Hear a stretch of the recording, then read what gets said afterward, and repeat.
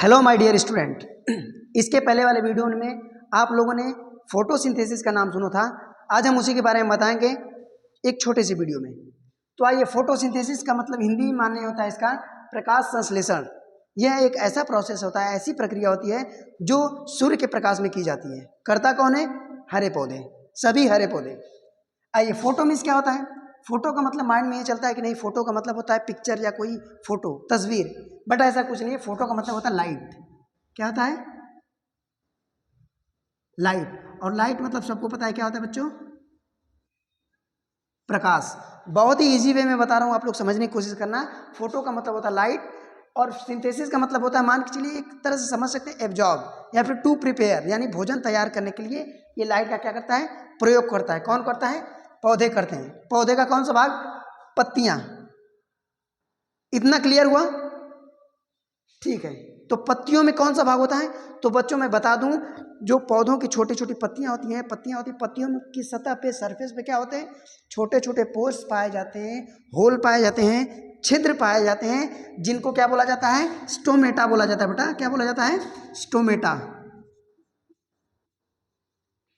कुछ लोग UP board वाले होंगे जो उनको रंध्र बोलते हैं। क्या बोलते हैं? रंध्र। स्टोमेटा या रंध्र। बेटा उसी में क्लोरोफिल पाया जाता है, और यहीं पे क्या होता है? भोजन बनने की प्रक्रिया होती है। मैं बताता हूं कैसे। देखिए, पौधा क्या करता है? मनुष्य के द्वारा क्या करता है? मनुष्य ही नहीं, सभी जीवों के द्वारा जो वायुमंडल में कार्बन डाइऑक्साइड एक्सहेल करने के बाद जो कार्बन डाइऑक्साइड निकलती है, ऐसे ही वायुमंडल में क्या होती है? पड़ी रहती है। वो उसको पौधा का जो स्टोमेटा वाला भाग होता है, यही पौधा लेता है। यानी पौधा का जो स्टोमेटा वाला भाग होता है, वो क्या करता है? उस कार्बन डाइऑक्साइड को लेता है, CO2। मैंने मानव का चित्र बनाया ताकि आप लोगों को समझने में आसानी होगी।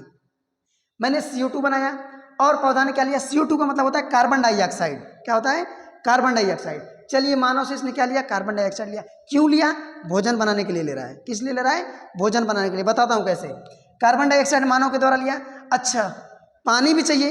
हालांकि जैसे मम्मी रहती है रसोई में, खाना बनाती हैं, तो क्या करती हैं? नमक, तेल, धनिया, मिर्च लेकर के एक बर्तन में रखती हैं, और फिर क्या करती हैं? ईंधन लगा देती हैं। फिर भोजन पकने लगता है, कुछ भाप गैस निकलती हैं। यही चीजें, सेम प्रोसेस ऐसे ही पौधा भी करता है। कैसे करता है? देखिए, अब इसने एक सिस्टम लिया। जैसे मान के चलो नमक ले लिया, दाल ले लिया। मान के चलो मम्मी खिचड़ी बना रही है, तो इसने क्या ले लिया? मान के चलो दाल ले लिया। इसका क्या नाम है? Carbon dioxide.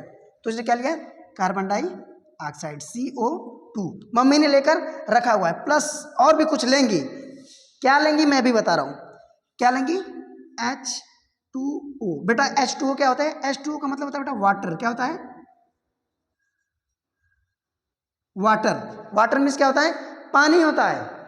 H2O, पानी।